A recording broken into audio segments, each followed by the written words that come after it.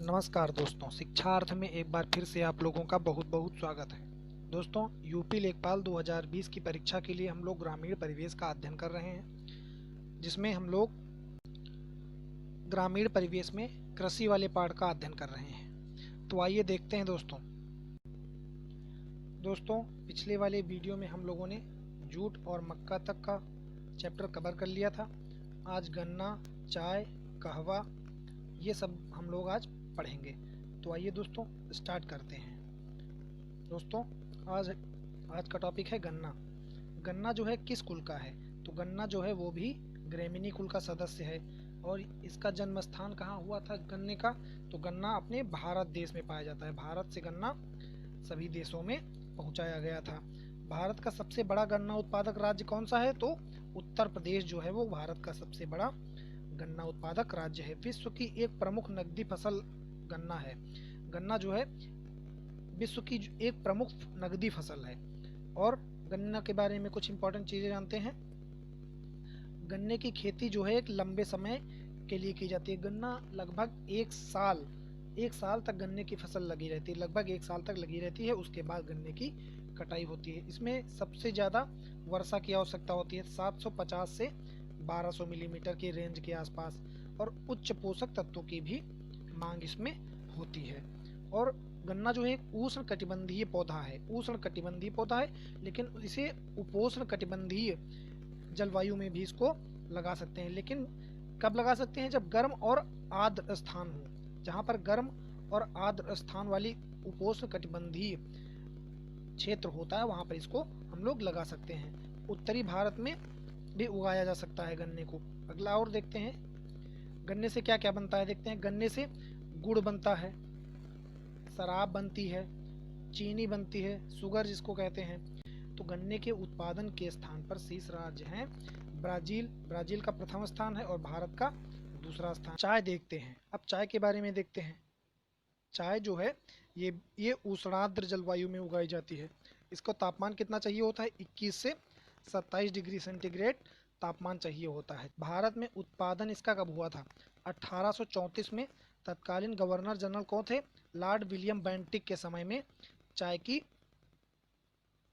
को पहली बार भारत लाया गया था और इसको उगाया गया था। चीन या हिंद चीन से इसको मंगवाया गया था। तो चाय कहाँ से लाई गई थी? तो चाय को चीन से लाया गया था। और कहाँ कहाँ पे उगाया गया? असम की घाटी, दार्जिलिंग व नीलगिरी की पहाड़ियों पे सबसे पहले चाय की खेती की गई थी। चाय जो होती है ठंडी हवा और ओले इसके लिए हानिकारक होते हैं। ठंडी हवा, जब बहुत ज़्यादा ठंडी हवा चले या ओले गिरें तो चाय जो है उसकी फसल नष्ट हो जाती है। दोस्तों, अगर अपने देश भारत की बात करें तो भारत में सबसे ज़्यादा कौन सी चाय होती है? तो काली चाय सबसे ज़्यादा होती है भारत में। उत्पादन और उपभोक्ता के स्थान पर अगर देखें तो भारत दूसरे नंबर पर है पूरे विश्व में चाय के उत्पादन में। लेकिन इसमें चाय में क्या है कि घरेलू खपत इसमें ज़्यादा होने के कारण चाय घरेलू में भी खर्च में ज़्यादा रह जाती है। तो इसलिए इसे जो है चौथे स्थान पर है। निर्यात में ज़्यादा निर्यात नहीं हो पाता है, ये चौथे स्थान पर है। अगला देखते हैं कहवा। कहवा दोस्तों जिसको कॉफ़ी बोलते हैं, इसको उष्णार्द्र जलवायु चाहिए होती है। तापमान 15 से 18 डिग्री सेंटीग्रेड। और इसका जन्म स्थान क्या है? ब्राज़ील। और दोस्तों ये भारत कैसे आई? अब देखते हैं कि इसको भारत कौन लाया। तो भारत में कहवा 17वीं शताब्दी में एक मुस्लिम फ़कीर बाबा थे, जिनका नाम क्या था? जिनका नाम था बदून। वो कहाँ से लाए थे? वो अरब से लाए थे। कहवा को कहाँ से लाए थे?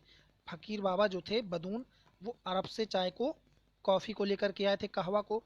और क्या किया इन्होंने? कर्नाटक राज्य के चिकमंगलूर जनपद में वहाँ की पहाड़ियाँ थी, वहाँ पर कहवा जो है उसको लगा दिया, कहवा के पेड़ को लगा दिया।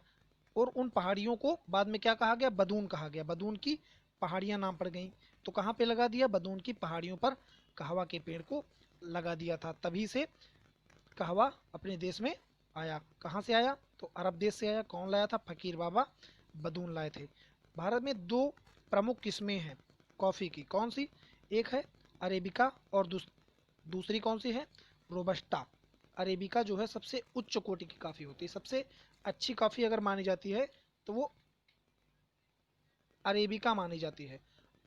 और भारत में सर्वाधिक क्षेत्रफल में कौन सी उगाई जाती है? अगर भारत की बात करें तो भारत में रोबस्टा नाम की कॉफ़ी सबसे ज़्यादा उगाई जाती है।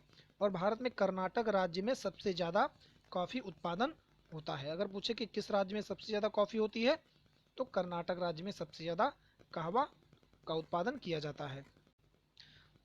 और दोस्तों, जो कहवा होता है ये बहुत ज़्यादा धूप सहन नहीं कर सकता है। इसको क्या करना पड़ता है कि जहाँ पे इसके पेड़ लगाए जाते हैं वहाँ पर छायादार स्थानों पर इसके पेड़ लगाए जाते हैं, क्योंकि बहुत ज़्यादा धूप से इसके पेड़ों की पत्तियाँ और ये पेड़ जो होते हैं वो सूखने लगते हैं। और जो ठंडियों में जो पाला गिरता है वो बहुत ज़्यादा कहवा के लिए आवश्यकता है। इसकी खेती जो की जाती है कहवा की, इसमें क्या होता है कि जो ढालदार स्थान जो होते हैं, ढलान वाले जो स्थान होते हैं, तो उन स्थानों पर इसकी खेती की जाती है। अब दोस्तों रबड़ के बारे में देखते हैं। रबड़ जो है ये भी उष्णार्द्र जलवायु में उगाई जाती है, तापमान 24 से 35 डिग्री सेंटीग्रेड। और रबड़ कहाँ हुई थी? तो ब्राज़ील में रबड़ हुई थी।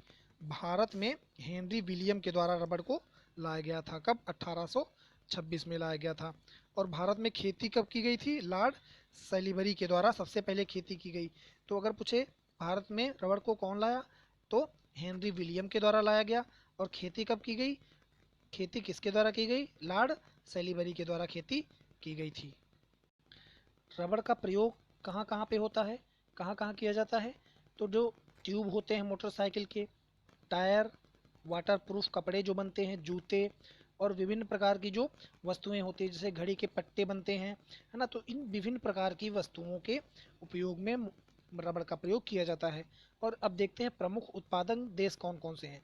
तो थाईलैंड, इंडोनेशिया, मलेशिया, भारत, चीन और श्रीलंका जो है ये प्रमुख उत्पादक देश हैं। अगर पूछे कि भारत कौन सा उत्पादन देश है, तो भारत चौथे नंबर पे रबड़ का उत्पादन सबसे ज़्यादा करता है। अब इसमें रबड़ में क्या होता है कि भारत में जनसंख्या अधिक होने के कारण यहाँ पे रबड़ की मांग बहुत अधिक है। तो क्या करना पड़ता है कि रबड़ को बाहर बेच नहीं पाता है भारत, बाहर से रबड़ और खरीदनी पड़ती है। उत्पादन में तो चौथे नंबर पर है, लेकिन घरेलू खपत ज़्यादा होने के कारण भारत बाहर से रबड़ अपने देश में खुद खरीदता है। अब केरल राज्य जो है सर्वाधिक रबड़ उत्पादन करने वाला अपना राज्य है। 2019-20 के दौरान क्या हुआ कि 9.4% की इसमें वृद्धि देखी गई रबड़ के उत्पादन में। और कुल कितनी रबड़ का उत्पादन किया गया? कुल किया गया 7,12,000 टन। कितनी? 7,12,000 टन रबड़ का उत्पादन किया गया था। IANS के पास जो उपलब्ध डाटा है उन्होंने उसके अनुसार ये बताया गया कि कोविड-19 जो इस समय चल रहा है उसके अनुसार बहुत ज़्यादा फसल में नुकसान हो गया है, जिसके कारण 2020-21 में क्या होगा कि रबड़ के उत्पादन में बहुत ज़्यादा कमी देखने को मिलेगी। बहुत ज़्यादा नहीं, थोड़ी सी कमी देखने को मिलेगी। तो लगभग अनुमान लगाया है 7,10,000 टन रबड़ होने का अनुमान है। तो दोस्तों, आपको ये वीडियो कैसा लगा नीचे कमेंट बॉक्स में बताएं। अगर अच्छा लगा हो तो लाइक करें, दोस्तों में शेयर करें। अगर यूपी लेखपाल के पिछले वीडियो नहीं देखे हैं तो डिस्क्रिप्शन बॉक्स में जाके क्लिक करें और देखें। अगर नए हैं तो चैनल को सब्सक्राइब करें। बहुत बहुत धन्यवाद दोस्तों।